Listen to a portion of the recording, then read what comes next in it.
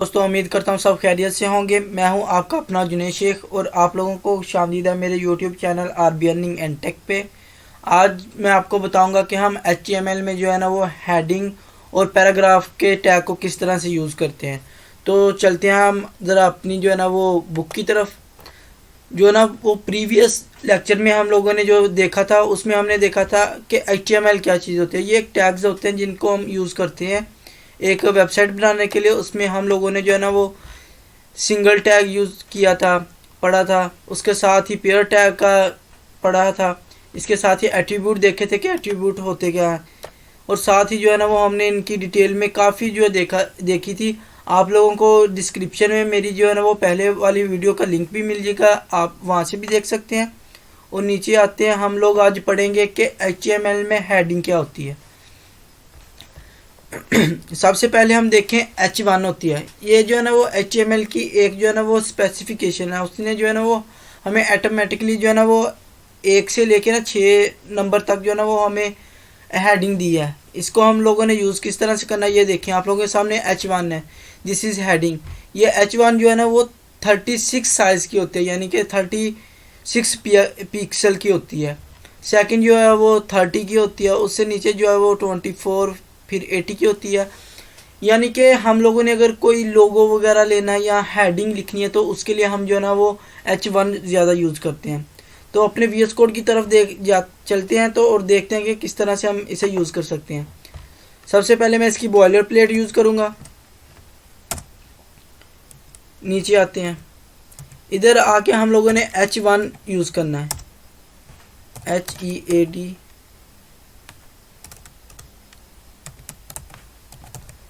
ये देखें आप लोगों के सामने जो है ना वो मैंने H1 और उसके दरमियान हेडिंग लिख दी है। यानी कि हम लोग देखते हैं कि इसमें डिफरेंस क्या है, इससे हमें क्या बेनिफिट मिलेगा।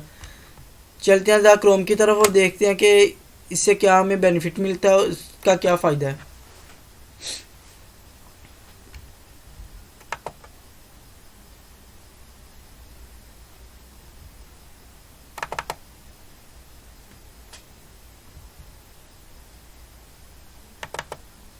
ये ओपन हो रही है आपके साथ सामने। ये देखिए हमारे पास जो है ना वो हेडिंग आ गई। आप देख सकते हैं कि कितनी बोल्ड साइज़ में है। इसको हम जो है ना स्क्रॉल भी कर सकते हैं इस तरह से। हम ज़्यादातर जो है ना वो इसका साइज़ जो है ना वो 100% पे रखते हैं, यानी कि हमें कोई भी चीज़ है वो वाज़ा नज़र आए। इसके साथ हम यूज़ करते हैं H3 की, यानी कि उससे छोटी जो है वो H3 हम यूज़ करते हैं। ये हमारे पास टैग है, वहाँ पे हम लिखते हैं।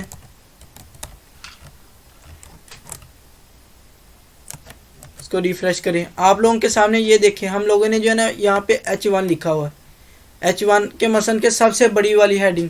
नीचे हम लोगों ने लिखा है H3 वाली हेडिंग, यानी कि जूनियर नाम लिखा है हमने सबसे जो है ना वो 30 नंबर वाली हेडिंग में।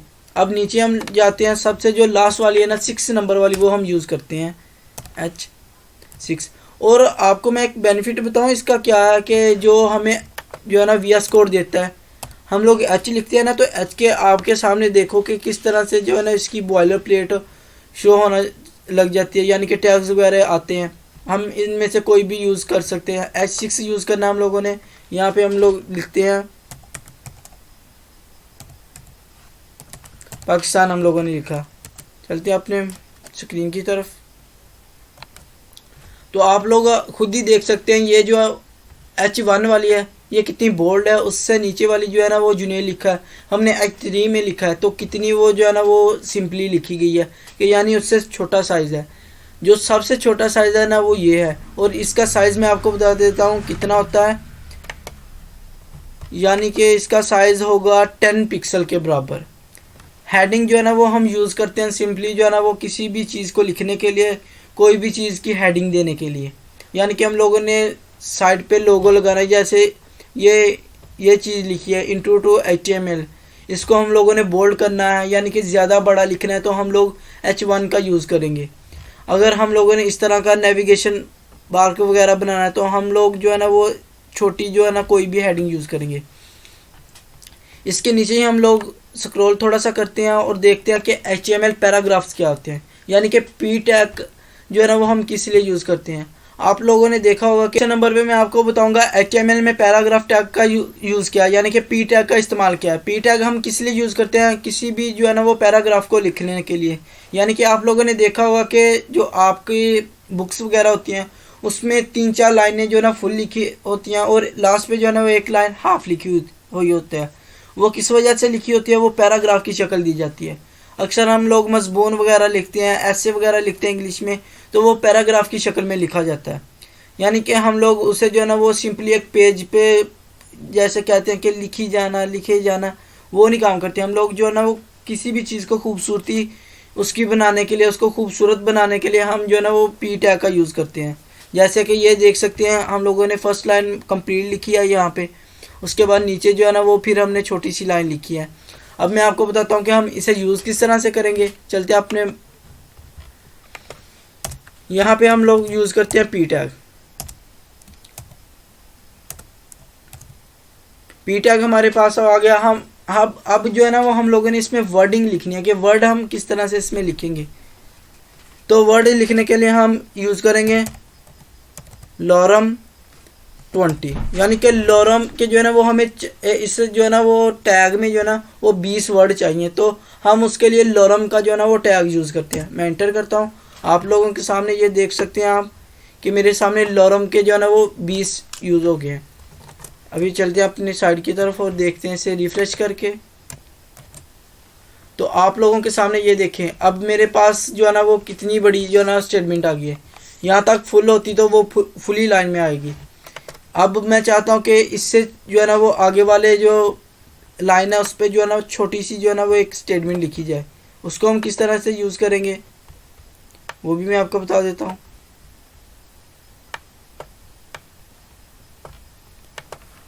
हम सिंपली यहाँ पे जाएंगे, फिर पी का टैग यूज़ करेंगे। पी का टैग यूज़ करने के बाद लॉरम 10, यानी कि हमें 10 वर्ड या 10 लफ्ज़ चाहिए लॉरम के लिए। इंटर मारते हैं, आप लोगों के सामने है, स्क्रॉल करते हैं तो आप देख सकते हैं ये जो चीज़ होती है ना इसको हम कहते हैं कि पैराग्राफ की शक्ल में। यानी कि हम लोगों ने कोई भी चीज़ है उसको छोटे छोटे जो है ना वो डिब्बों में कह सकते हैं कि छोटे छोटे पार्ट्स में तकसीम करना है, उसे हम जो है ना वो पी टैग का नाम देते हैं। यानी कि पी टैग के ज़रिए जो है ना वो हम इसे जो है ना वो यूज़ करके ना पैराग्राफ की शक्ल एक खूबसूरती के लिए इसे यूज़ करते हैं। अभी हमारे पास स्क्रीन थोड़ी सी बड़ी है, इस वजह से जो है ना वो इसमें शो नहीं हो रही क्योंकि वर्डिंग वगैरह ज़्यादा होगी। तो मैं ज़्यादा टाइम नहीं लेना चाहता आप लोगों का, क्योंकि जितनी छोटी वीडियो होगी उतनी आपको ज़्यादा समझ आएगी। क्योंकि लोग जो है ना वो बड़ी वीडियो को छोड़ देते हैं, कहते हैं इसमें जो है ना वो टाइम बहुत ज़्यादा लगेगा।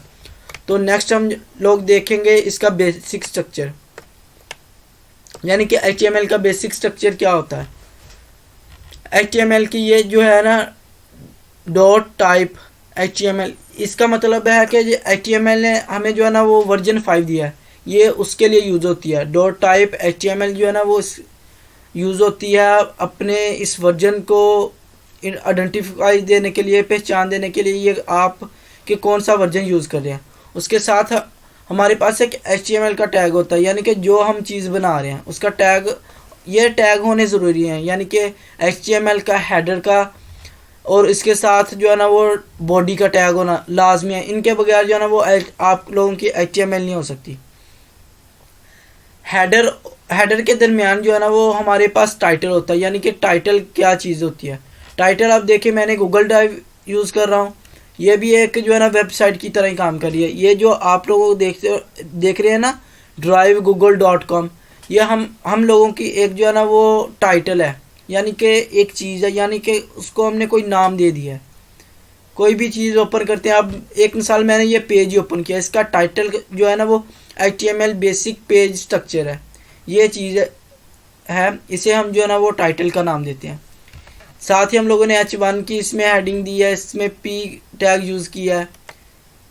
तो नेक्स्ट जो है ना वो हमारे पास जो है ना वो इसकी डिक्लेरेशन जो है ना वो सामने आती है। डिक्लेरेशन का मतलब है कि हम लोग क्या चीज़ यूज़ करें।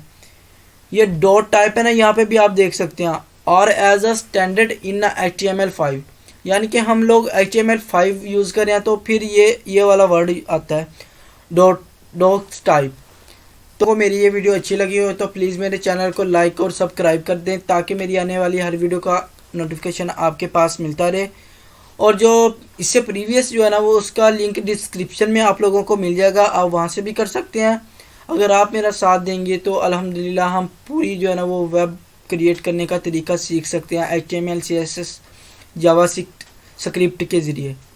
तो अगर आप लोगों को मेरी ये वीडियो अच्छी लगी है तो प्लीज़ मेरी वीडियो को लाइक, शेयर और कमेंट कर दें। अल्लाह हाफिज़। अल्लाह आपका निगहबान।